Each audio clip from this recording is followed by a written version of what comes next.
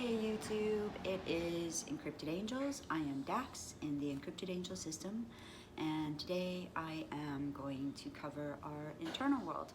So this was a request a little while ago, so I apologize. It has taken us so long to get here. The reason why it took us so long is because we went through one artist and that person decided that they didn't want to work on the project, so then we had to find another artist, which was our partner, my real life partner Paul, which you may have seen him in other videos. And so he has done us the lovely honor of drawing up our internal world. Ta-da! So all right, so I know it's I'll bring it in closer to you guys so you guys can see more detail, but this is a very rough idea of our internal world. Okay, so let me scoot a little closer. Okay, all right, so I'm gonna hold this up. Okay, so here you go. I'm gonna start with the castle right here. So the castle is probably the very first area that was ever built in our internal system. It's the very first host that we know of. Her name's Kashina, and she's the one who built that. It kind of looks like this cross between the Disney castle as well as the Ivory Castle from the Never Ending Story. So it was one of the very first constructs built when we were still children, I think. So because I think that's kind of where it all came from. So those fantasy ideas. Okay. So you see this big line here. This is actually a river. So this is a river. It goes alongside the castle. And basically, to be clear, you guys, okay, so this whole area, imagine this whole map about the size of America. It's just not shaped like America. But imagine this whole map about the size of America. So these, even though they look really close together on paper, they're extremely far apart, like really far apart. I didn't go as far as drawing like how many meters or something is or anything, so I apologize, I didn't go that far. But I'm just happy to get what we got. Okay, it this is a river and it basically runs down into the ocean down here. So this river, you can see the river from the castle. So like if you were standing in front of the castle, the river is not actually that far away. So yeah, so you can see it from here. It is a little bit of a distance to walk, but you can see it. Okay. So the next one I am going to go to is the main mansion right here. So the main mansion is, it's very big. It is very big. It basically, and it's kind of interesting because in our system, the main mansion, it's very much like Harry Potter-ish, where it will naturally expand or size down accordingly to however many people the mansion needs to room. It does have 2 floors. The bottom floor is consisted of, like when you walk in the doorway, it's basically just kind of an open hallway doorway, and to the right goes into the living room, and to the left kind of goes into like what would normally be a kitchen, only the kitchen is actually our conference room. So because we don't really need to eat inside. We can if we want to, but we don't need to. It's not a necessity. So we don't need things like refrigerators or cabinets or, you know, microwaves and all of that. So instead, in place of what would be a kitchen, we just have a really big table that's large enough to sit all of us if we need to have a meeting. So if we do have a group meeting, this is where it takes place in the main mansion on the bottom floor in the kitchen area-ish. And to the right is a living room. Beyond that, there's some other rooms down the hallway. One is Marius's office, as well as Jeremiah's office.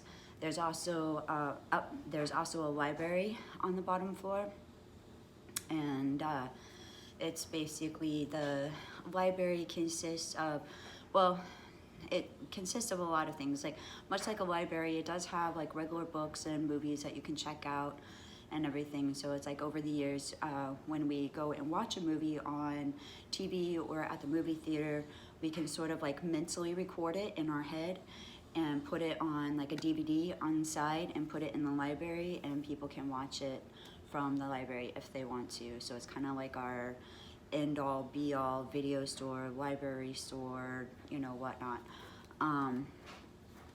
So it does have its library. On the top floor is basically all of the bedrooms. So as you can see, again, it does have 2 floors. On the top floor is all of your, like, everybody who wants a bedroom has a bedroom up here. So, and there we go. All right, so what else? What should we cover next? Okay. Let's see. All right, so we did the castle, the main mansion. We'll go over here to these 2 areas. Okay, so here we see Ash and Dez's tree. I know that sounds really weird, but it's basically like, okay, so yeah. So Ash and Dez's tree. And by the way, any area that's not filled in, like all up here and throughout here and stuff, it's basically all pretty much like grass and rolling hills. It's, yeah, so there's like some rolling hills in here through the castle. There's more this way towards, yeah, Andy and Forrest's house. There's more towards that way, as well as this is the Little's house. I'll get there. But any case, and then same through here, there's like rolling hills and stuff like that until you get into this area, which is kind of like pretty cleared out, except for these few trees. So Ash and Dez's tree. Ash and Dez, they did not want to live in the mansion, and so they kind of basically made their own home at this tree. Again, since we don't really need to eat or do anything like that, it makes outside camping really nice. So it's kind of like they permanently camp at this tree, or at least used to. Ash kind of spends a lot of his time with Jeremiah now, which is in the main mansion up here. So, but anyway, so for years and years, this was Ash and Dez's tree. And over here, when my brother and I were growing up, my twin brother and I, we lived pretty much with Ash and Dez, and we lived in this tree house that was near theirs.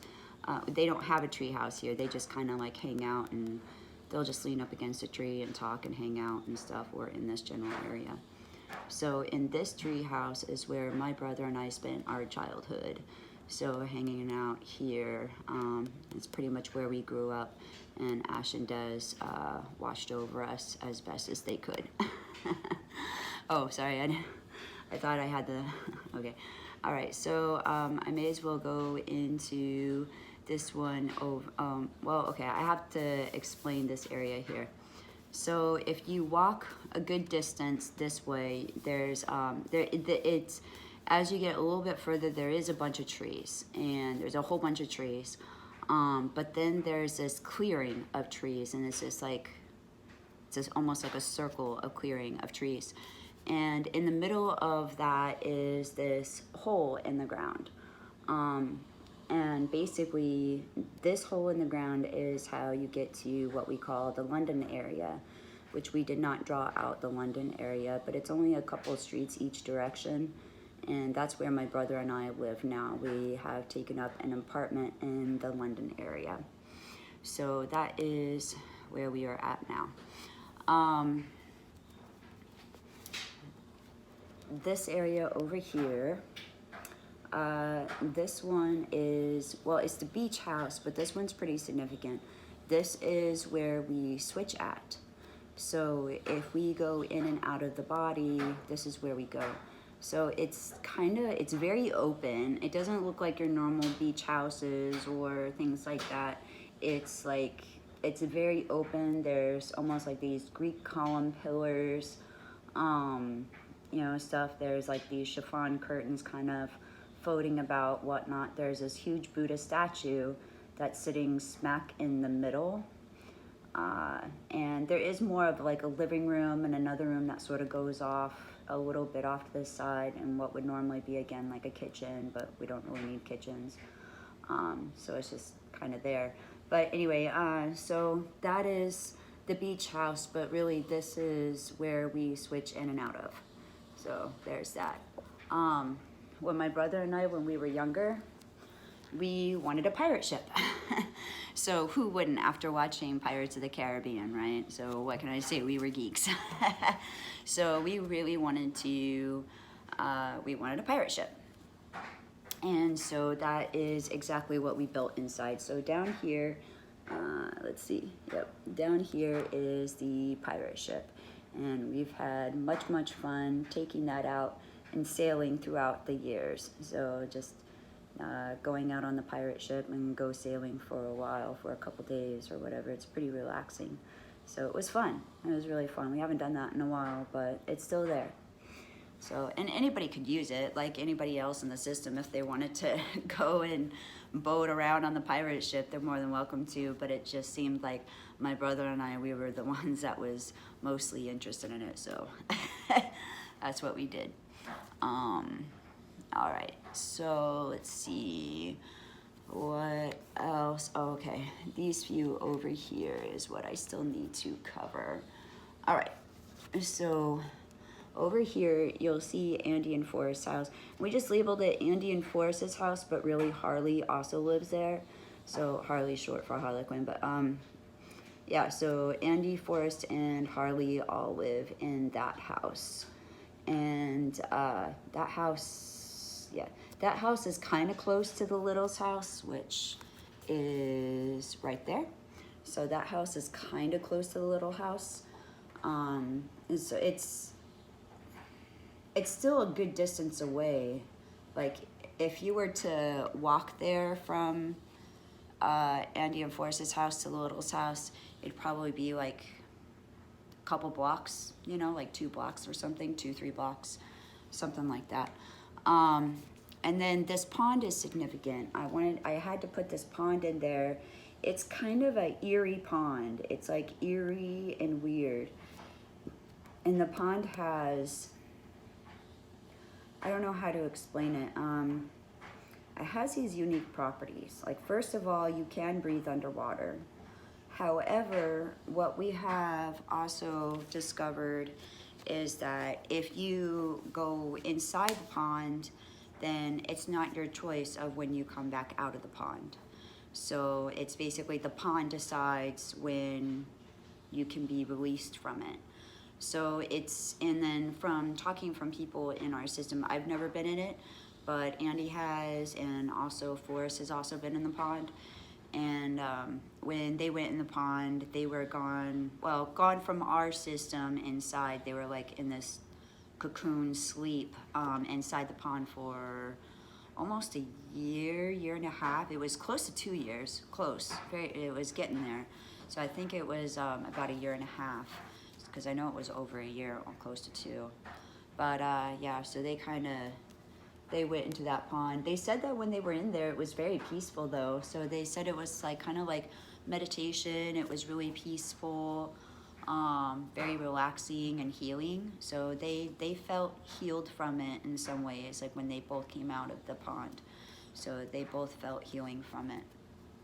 But those are the only 2 people that I know of in the system that's ever actually like dove into the pond and went in there for a while, much less came back out of it. So, but yeah, they're the only people, and most people just don't. But it's basically, suffice to say, this is not something you go swimming in. Like, you don't swim in the pond. You can in the ocean down here. So in the ocean water where the pirate ship is, that water is safe. You know, that's safe for you to swim in. And this river is totally fine, although it's not very deep. So this river, it's like, it might come up to your knees, maybe. So if you were to walk across it. So the river is not that deep. So something else though that I wanted to mention that's interesting about the Littles' house here is that it is, you know how when some people talk about soundproofing something, like soundproofing a room or a studio, we came up with the idea of emotional proofing.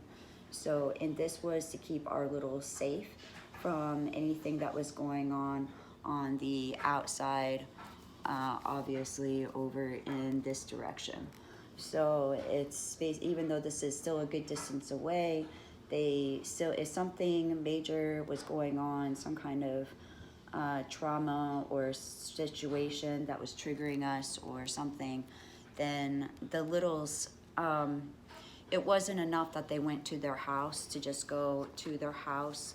They felt like they were still getting stuff that they didn't want to feel and was uncomfortable, and it really didn't belong to them either. And so we came up with the idea, much like soundproofing, emotionally proofing that house. That's the only building in our entire system that is set up that way.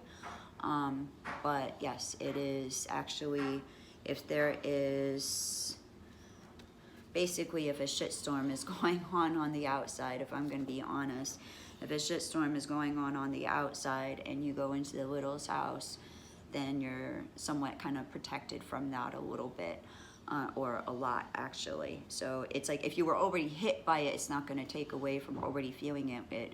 But if you were in there to begin with, you're fine. Like you're totally fine. Like nothing gets to you, nothing hits you, nothing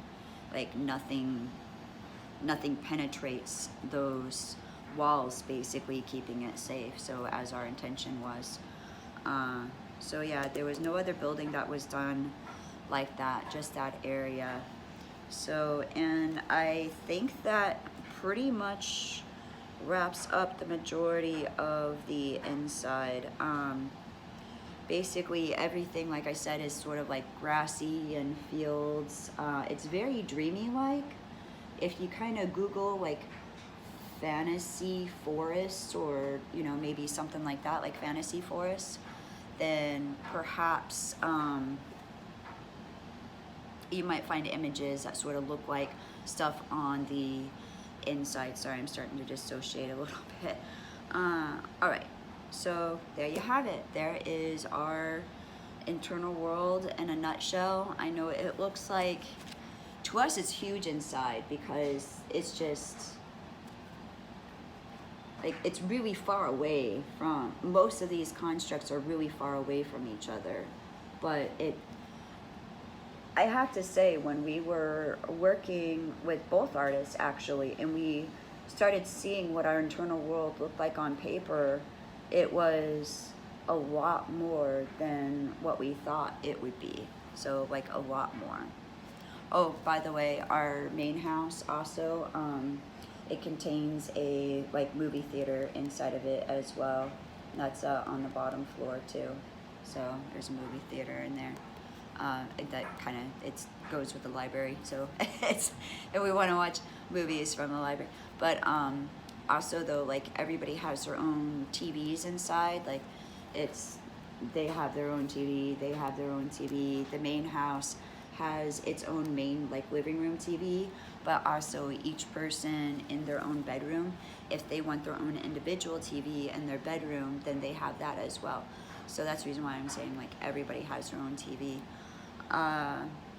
So it's, and what the TV does is, we got sick of arguing about who gets to be out during, say, a movie. Like when we go to a movie theater and watch a movie, we got really tired of fighting about who gets to be up front to watch the movie. So one day we came up with this bright idea of like, okay, let's sort of like maybe create hooking up cameras to the back of the eye, so to speak, and then those cameras can sort of be wired magically. It doesn't really make sense. Like we don't really have to, like it doesn't, it's not like wired like it would traditionally have to be in a real life scenario, but inside it can operate more theoretically, I guess. I don't know how to explain it. Like it doesn't need real wires, just pretend wires. I don't know. But anyway, so we basically have cameras hooked up to the back of the eyes, and if anybody inside wants to know what's going on inside, say like They say Sarah and Mia are at their house, at the Littles' house, and they want to see what's going on the outside world. They can tune in, they can turn on the TV and see what's going on the outside. And as you can see, this also helped us being able to get through things like watching movies or even television shows that we enjoy watching, or anything of the sort, even reading books sometimes. So this way we could all watch it if we wanted to, or even gather around together in the living room in the main house here. So if we all wanted to gather up together, or even in the theater.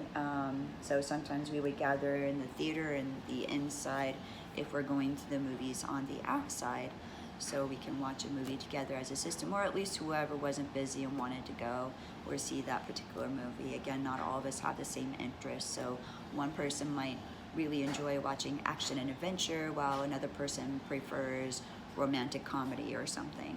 So there you go. So I hope you guys enjoyed this video about our internal world, so of what it is like. And yeah, if you Google images of like fantasy, fairy forest, or things like that, that's it's very dreamlike inside. Very kind of from between Never-Ending Story and, oh gosh, what was that word? Legend. Between Never-Ending Story and Legend, it's very much like mystical, magical looking all the way inside, like everywhere inside. So all right.